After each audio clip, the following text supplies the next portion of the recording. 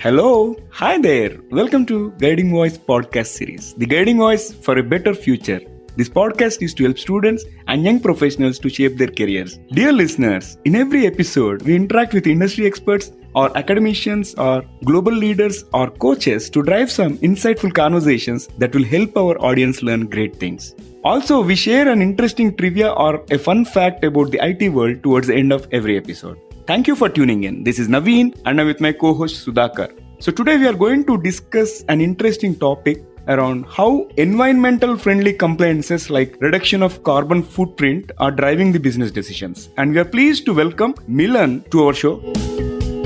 Dr. Milan Choudhury has around 14 years of rich experience in SAP solution implementation and supply chain consulting. He is an SAP Certified professional focusing on global S4 HANA implementation and digital supply chain transformation programs across diverse industry verticals. With a doctorate degree in supply chain management, Milan has taken up supply chain management implementation assignments with global consulting brands like IBM, PricewaterhouseCoopers, Cognizant, and Wipro. Milan has published his work in many international journals like IEEE, SCOPUS, and all. Milan, welcome to our show. Let's get started.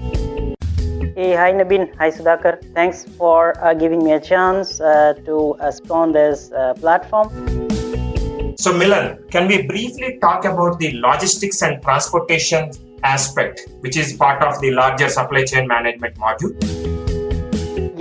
So logistics and transportation is becoming one of the key areas of business today, because logistic areas they're more and more becoming crucial for key success factors for driving a business environment. As we see in the coming digital world, better you can control your logistics and transportation activities, better you be the market leader, because there are too many options to optimize that area so that your business goals are met and you are focused enough to meet your all other aspects of business, the total fulfillment and everything.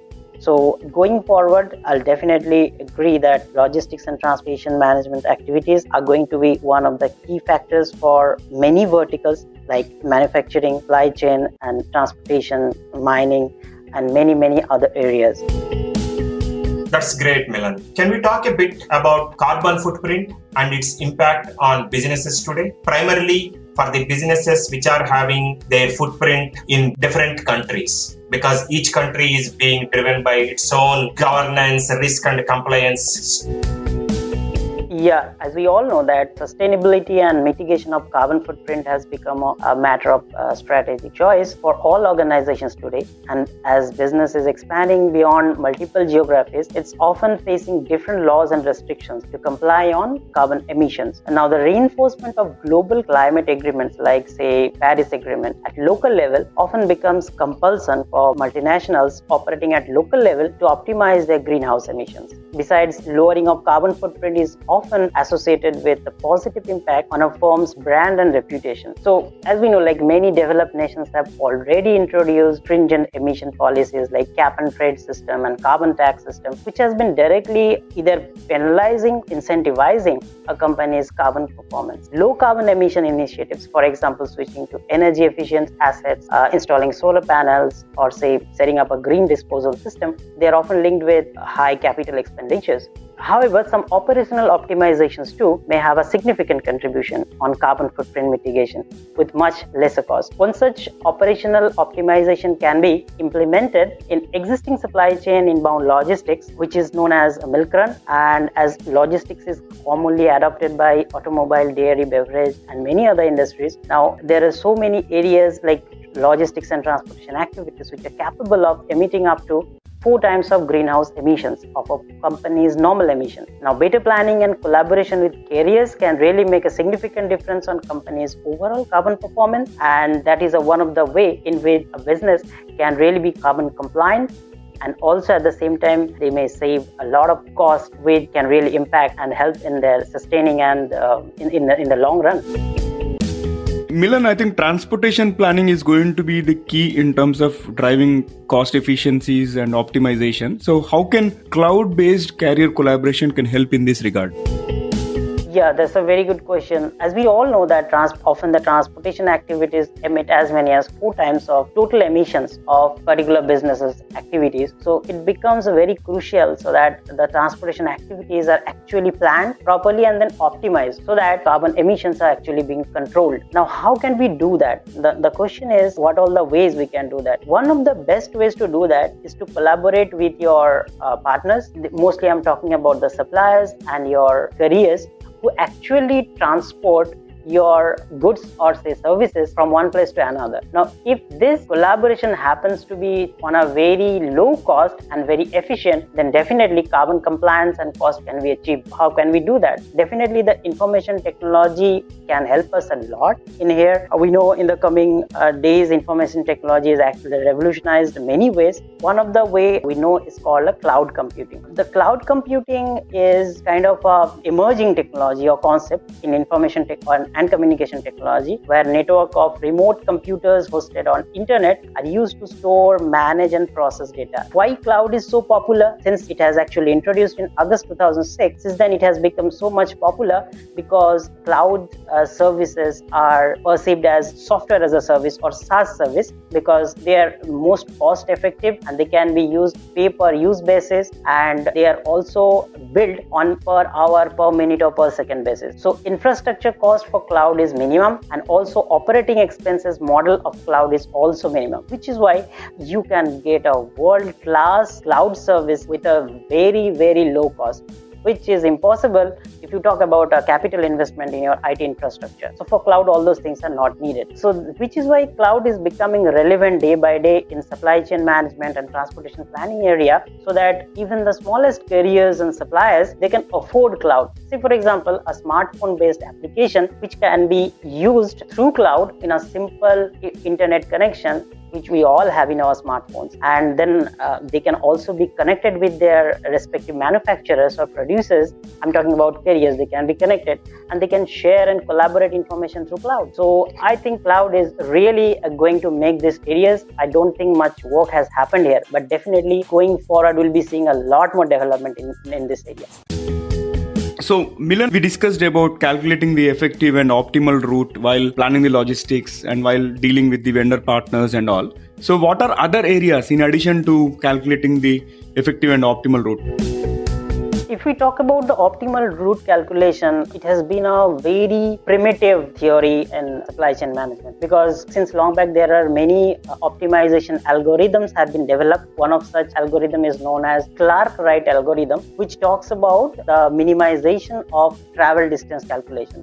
So there are mainly two problems. One is called VRP or vehicle routing problem, and another is called traveling salesman problem. These two problems can be explained through the help of Clark-Wright algorithm. But when we talk about many other factors which come into picture, say for example capacity, time constraints, if we take all of them while calculating the optimal route and then also optimum mileage, it becomes quite complex. Now it doesn't become so simple so that you can just add on the routes, add on the total distance of the routes and then you can come to a conclusion. So which is why all these factors like capacity constraint, time constraint, vehicle on a particular day, vehicles performance constraints, all these constraints are needed to be taken care while calculating the total distance or total mileage for a transportation planning. Now, this is becoming very difficult for a specific algorithm or an inbuilt algorithm inside your system to calculate it, because system doesn't know on a which particular day the capacity of a truck or trailer can be what.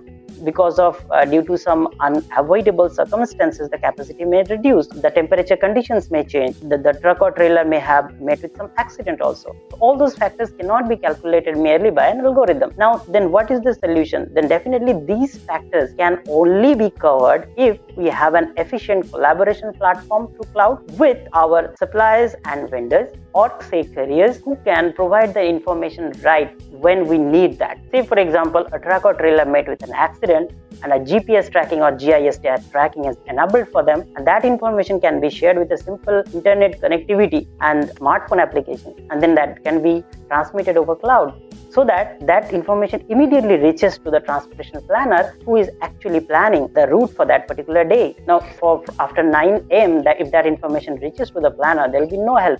the truck may go on that route. So that information is crucial. So those information, I'm talking about the others information like say capacity, time constraints, and temperature, and many other factors which can really be collaborated and help with a cloud collaboration platform with suppliers and carriers. So Milan, great insights on the day-to-day transactional issues that the transportation and logistics field as such goes through on a daily basis. Other than the carbon footprint standpoint that we talked about, what are the other operational costs that can be controlled using cloud-enabled computing power?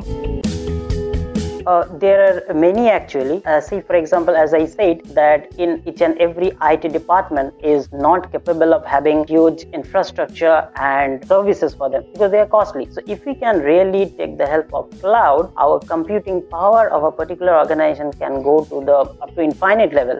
Actually, there is no limit. So the first thing that I'd like to discuss here is that there are many other factors which are really becoming relevant in our these days. We know that all sort of business activities has some sort of impact on the environment or say legal matters in the country in which the business is currently operating. Now, incumbents has to comply with them. Not only that, they have to come up with many other factors like say environmental constraints, carbon emissions, and on a specific route or on a specific day, what all the other factors like say for example traffic conditions, say the temperatures, say there can be some sort of landslide which has happened in the hilly routes.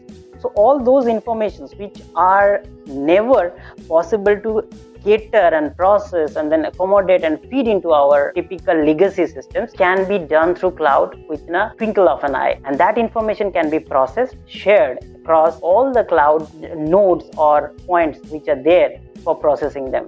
So that information can really be costly. We know that information and data is going to be the actual money. It can be translated into money. Every firm and every business today knows that. But the real-time availability of the business, the processing power of the business really matters. That cloud can really help us. Even as I said, cloud can be used with a very optimal cost, and it is used in a pay-per-use model, so it becomes very cheaper even for a small and medium enterprises who cannot afford the large IT infrastructure. So that way, I would recommend that cloud can really be helpful in sharing and processing the information, and then availability also the information can really help, especially when I'm talking about the small businesses. They can really connect with the cloud and they can share and collaborate through cloud, and then they will be used the data and information that is actually the key of success for them.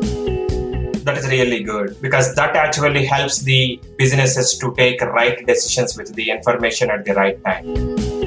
And continuing on the business standpoint, what are the other environmental challenges that are impacting the businesses today?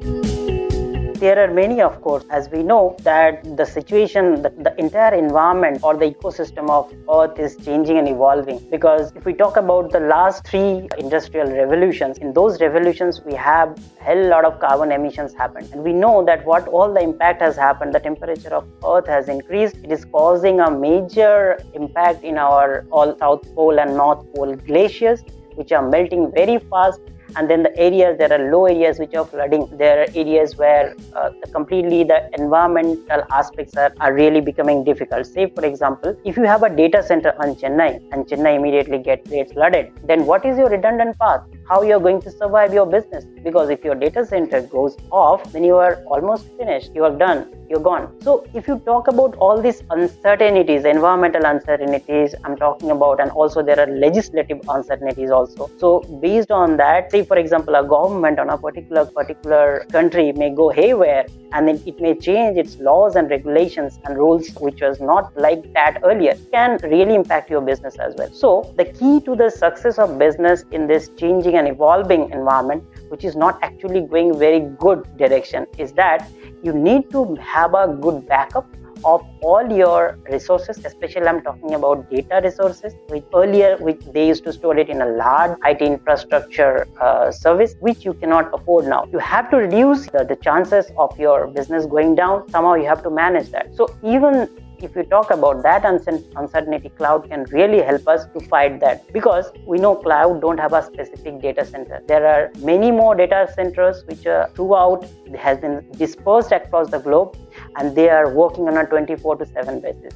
And all of them has a backup data and redundancy thing. If one of your data centers goes off, it will hardly impact the entire cloud environment, because there are other data centers which will be picking up in that time. So it is really, really crucial for all the businesses to move their entire IT infrastructure, if not very fastly, then slowly at least, create some data backups over the cloud, so that if there is a certain climate, environment, and legal change inside on a particular countries or on a particular geography, then it should not be impacting the entire business of that. Recently, we saw a very good instance, that is the COVID-19 pandemic. Almost entire earth got impacted. So all the transactions which used to happen through papers, they needed to be converted to digital, because there were nobody who can touch them. So if we go in that way as well, cloud can really help. Because even at the time of pandemic, if you digitize your, say for example, an import-export process, your shipment may come automatically on a particular dock. But if your documents, your import and export documents are not ready, it will not be allowed on the geography. But if you have digitized the entire platform, entire processing of your import-export documents, then definitely government, that particular legal body can approve your shipment or consignment, and then it can enter into that geography. So like that. So we have really to think all the small businesses, especially the businesses which want to evolve, which want to have a success, have to think in this evolving and vulnerable environment. They have to think how they can really have some sort of backup, more digitize more, and then move forward. Because if you are not doing that, then probably you are staking your entire business model. Wonderful. Appreciate all the insights. So one final question for this session, Milan. Many people are passionate about learning SAP because of lucrative salaries and the demand in the industry. So what are your suggestions for those aspiring for careers in SAP? I would likely suggest that SAP could be a wonderful career, but definitely, the person who could be a fresher, who wants to come and join IT industry in the coming days, I'll definitely tell all of them that they should be trained basically before they have their first step into an industry, because that can really help. Say for example, if you are already have some sort of learning and experiences, which maybe you are not doing any work in any industry, but if you have some insights, if you have some knowledge, some learning about what all the ERP is, how does a cloud ERP work, or how does a particular ERP backup works, what is a database management system. So if you talk about all of the factors, then it becomes very difficult for a fresher to face those questions in an interview. Also, if you talk on the employer perspective, employer hardly interested today. If you talk about large IT employers today, they are really, really not interested to hire you and then train you. Nobody has that real time to that. They will be just hiring you and then throw you in a live project that you have to perform. Now, if you are ready enough, if you have some sort of basic knowledge on that technology, that platform, then definitely you are going to do better, because you are already ahead of others. But if you don't have any background or any knowledge on that area, definitely it's going to be difficult for you. So I would rather recommend each and every fresher who is going to be ready, not only IT industry, maybe some other industries also, they should be having some of their basic skills already taken care. They may go for some certifications, they may go for some advanced learning from the experienced professionals who are already there. They may take mentorship of them, so that they may understand what all the evolving and changing environments have. The colleges and universities, I don't think they have a very good touch. I'm not talking about IITs and IIM, but if you talk about normal B grade or say A grade colleges, even they don't have a very good relationship with industries. So that relationship also needs to be improved, because only then there is a gap in between education and the professional sector that can be mitigated or reduced. So if you are really aspiring for a best IT engineer, or say maybe you are aspiring for an ERP expert in the coming days, I would rather recommend that prepare yourself while you are doing maybe your engineering or doing your MBAs or whatever course you are doing. Parallelly, you try to learn a particular software. Maybe cloud would be a very good thing for you to start up with, and then probably try to do some certifications so that you are already ahead. I don't know if people are aware or not, but there is a scheme going inside many IT industries.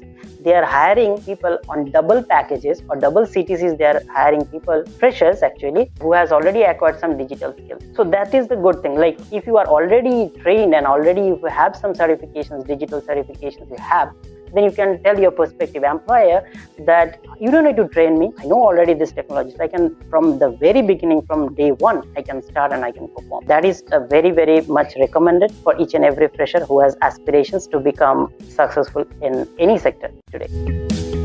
Thank you, Milan. Staying current and relevant on the technology standpoint and be in touch with industry using your mentors and coaches is something that the current generation should focus on. Amazing. Thank you for joining us today. It was great to talk to you about environmental friendly compliances like carbon footprint reduction. It is amazing. Thank you. Thanks, Naveen Sudhakar. Dear listeners, to know more about our speaker and the content, refer to the show notes and visit or follow us on social media. We are available on LinkedIn, Facebook, Insta, Twitter, Pinterest, and also on YouTube. Just search for The Guiding Voice and then follow, like, subscribe to us, and also please share within your network. In addition, feel free to email us at The Guiding Voice for You.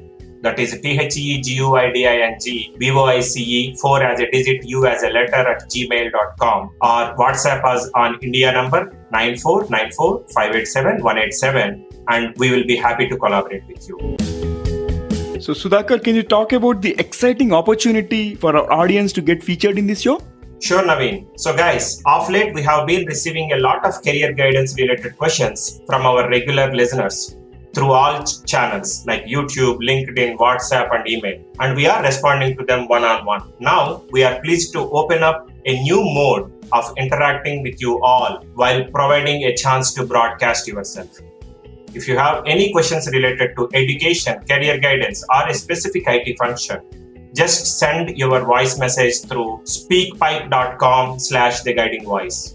We will play your question in your own voice along with the answer either from us or through our expert panel in our future episodes. Hope you will utilize this wonderful opportunity. All right, so it brings us to the trivia segment of today's episode. And today's trivia is about cell phones. Guys, do you know what was the first cell phone ever to carry a built-in camera?